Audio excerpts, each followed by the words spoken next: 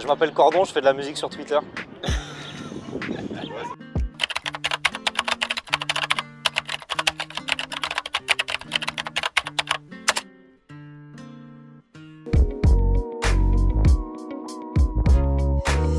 Alors je suis étudiant en 4e année, donc en Master 1 à l'IEP, donc Sciences Po de Saint-Germain-en-Laye.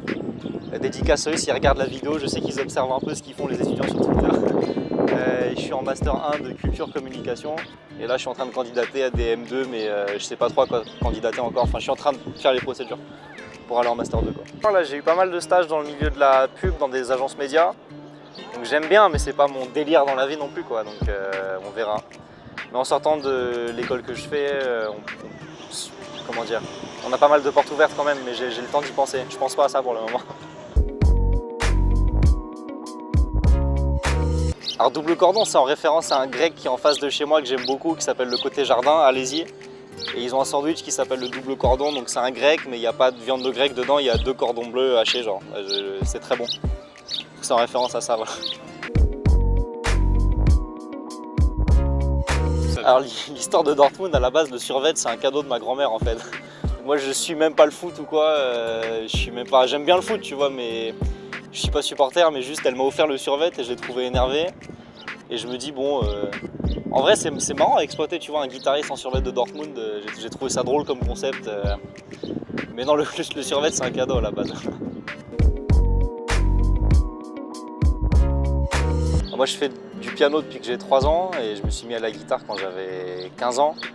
Mais la musique sur internet en fait c'était juste à force de faire du son dans ma chambre, j'en avais marre de pas partager, du coup je me suis dit que j'allais en faire sur internet quoi. C'était plus un besoin de partager en fait parce que je faisais des trucs dans ma chambre tout seul, les sons que je fais actuellement en fait je les faisais tout seul dans ma chambre.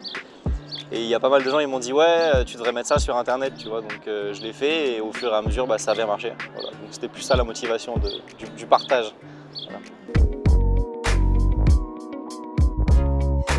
Alors, le premier truc que j'ai acheté moi-même c'était une pédale de guitare, je sais plus c'était laquelle parce que la première pédale que j'ai eue c'était un cadeau en fait, c'était un Overdrive Boss pour ceux qui connaissent. Sinon ma première guitare je me la suis achetée en 2016 je crois, c'est une Fender mexicaine électrique. Et depuis j'achète tout le temps des trucs mais en fait là j'ai accumulé beaucoup de matériel mais c'est à force d'en vendre en fait et tu vends, t'échanges, t'achètes et au final t'accumules. En termes de matériel de son j'ai surtout des trucs de guitare, j'ai pas grand chose pour enregistrer, j'ai juste une carte son en fait et c'est tout.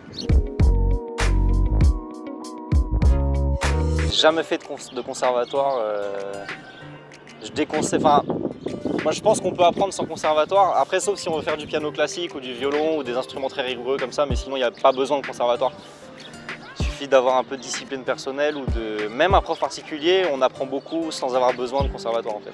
Je vais être honnête avec toi, je connais des gens qui vont au conservatoire, ils sont trop forts en piano, en violoncelle et tout, mais dès que tu veux jouer avec eux, ils savent pas faire.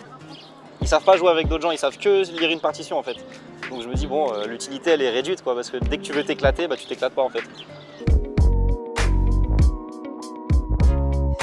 J'ai pas écouté beaucoup de musique quand j'étais enfant, mais j'ai commencé à écouter beaucoup de musique quand on m'a fait découvrir Pink Floyd quand j'étais en seconde. Et tout ce qui est rap, je m'y suis mis avec Booba quand il a sorti Nero Nemesis en 2015, j'ai écouté, j'ai adoré, donc du coup je me suis mis à écouter ce qu'il a fait avant en fait et j'ai tout kiffé. Et sinon j'ai écouté PNL quand c'est sorti, enfin je me suis mis au rap assez récemment en fait, sinon je viens plutôt du rock, j'ai écouté Pink Floyd, Led Zepp, beaucoup de Beatles aussi. Mais je me suis mis à vraiment écouter beaucoup de musique depuis que je fais de la guitare en fait, donc depuis 2015. Alors en guitare, David Gilmour, le guitariste de Pink Floyd qui est phénoménal. Eric Johnson, qui est pas très connu, enfin qui est très connu dans le milieu de la guitare entre guillemets, mais pas trop par le grand public, donc je recommande. Mark Knopfler de Dire Straits, voilà ces trois-là, vraiment trop fort. Ouais, alors Matraque, lui, il y a énormément de gens qui me comparent à lui, mais lui, il est dans le game depuis, ça fait 15 ans qu'il est sur YouTube, lui, et techniquement, il m'explose, le mec.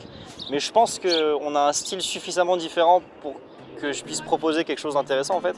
C'est-à-dire que lui, il est plus à reproduire la mélodie, et moi, j'essaye plus de faire le morceau dans son ensemble, en fait, avec plus d'accords. Lui, il est plus dans le lead, en fait. Mais ouais, j'ai beaucoup de respect pour lui et moi je le suivais même avant de commencer à jouer de la guitare en fait, donc ouais. Alors le premier truc qui avait un peu buzzé, c'était une vidéo de moi qui chante La Bohème de Charles Aznavour, mais avec l'autotune réglé à fond, genre. Je vous parle d'un temps que les moins de 20 ans ne peuvent pas connaître. Montmartre en ce temps-là.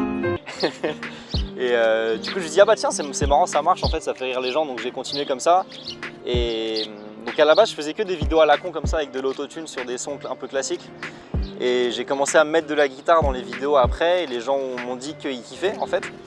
Et donc j'ai fait des essais, j'ai fait des vidéos où je jouais plus de guitare et ça a marché, donc j'en suis plus à faire des vidéos de guitare aujourd'hui, mais à la base c'était juste des trucs à la con en fait. C'était pour m'amuser en gros. Bah à la base, même avant que je commence Twitter, il y a Matraque qui m'a donné envie de faire du rap à la guitare en fait. Et sinon, en inspiration musicale j'en ai plein, mais qui m'a donné envie de me lancer, non, c'est plus mes potes qui m'ont dit tu devrais partager ce que tu fais en fait.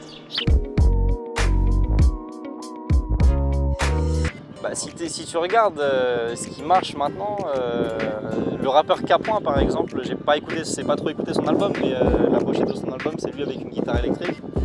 Et maintenant, comment dire, les instrus de trap elles se diversifient vachement, t'as beaucoup plus de fusion des genres, t'as Déconnecté de PNL c'est presque du rock en fait, c'est des sons très rock des années 80-90. Donc je pense que la guitare est amenée à revenir et moi je suis vraiment dans une optique de mélanger deux genres et deux cultures, donc la culture rock qui aime pas le rap et la culture rap qui méprise un peu le rock, tu vois, donc de dire aux deux, bah en fait ça se mélange super facilement quoi.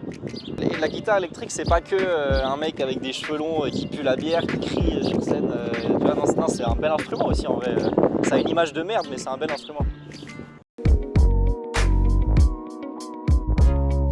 Alors là je t'avoue je suis en stage en ce moment donc j'ai pas trop le temps ni l'énergie de beaucoup jouer, mais sinon j'essaie de faire au moins entre 30 minutes et 1 heure par jour.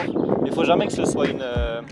Enfin, chacun joue à son rythme en fait, il faut pas que ce soit une plaie, il faut pas se dire ah aujourd'hui je dois absolument jouer 1 heure, tu vois, il faut s'amuser. Mais sinon je joue entre 30 minutes et 1 heure en général par jour.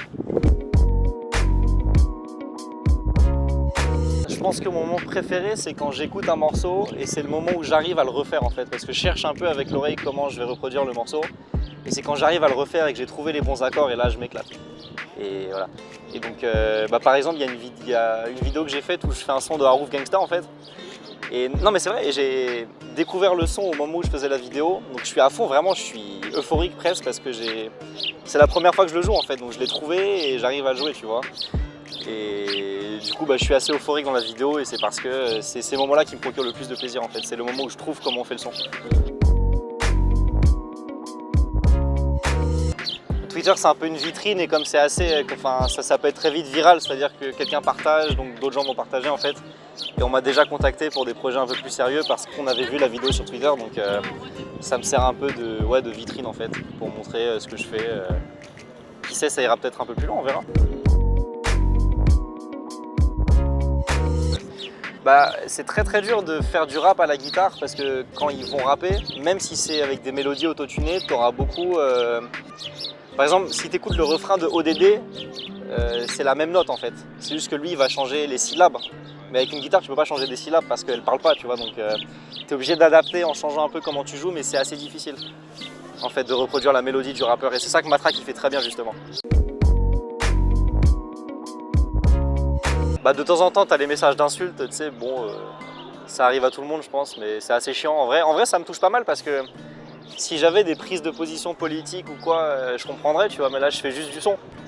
Et je fais même pas mes propres sons encore, je fais les sons des autres, donc je comprends. Mais bon, ça arrive à tout le monde, je pense. Et sinon, en difficulté, bah, parfois, il y a des sons que j'ai envie de faire et que j'arrive pas à faire. Il y a pas mal de vidéos que je voulais faire et que j'y suis juste pas arrivé, en fait. Donc je les ai laissés de côté, je les ferai un autre jour, donc il y a ces deux trucs-là, ouais.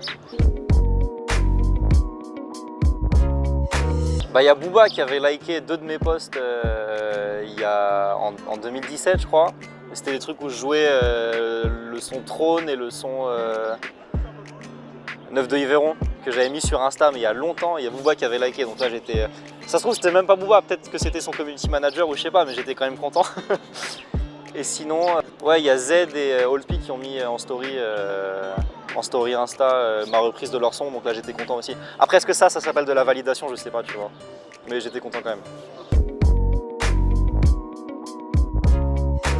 J'ai été contacté par quelques beatmakers, il y en a un avec qui je vais sûrement travailler régulièrement. J'en dis pas plus là parce qu'il n'y a rien n'est fait encore, mais donc ça avance, je suis content. Bah moi mon rêve c'est de devenir guitariste, comment dire, j'aimerais bien être genre le guitariste du rap game, tu vois, enfin ça veut rien dire, mais genre la personne de référence à qui on fait appel pour poser des mélodies ou quoi. Et là en ce moment c'est plutôt en bon terme avec les contacts que j'ai fait, donc ça c'est cool. Et à court terme, bah, continuer à m'amuser en fait. Mais à long terme, c'est vraiment de, comment dire, de pouvoir poser de la guitare régulièrement sur des instruments en fait. C'est ça que j'aime bien faire. Bah là, je vais candidater pour un Master 2 de management des organisations artistiques et culturelles. Et ouais, je vais mettre mon compte dans le CV, je pense. Pour dire que le milieu de la musique m'intéresse, quoi. En effet, ouais.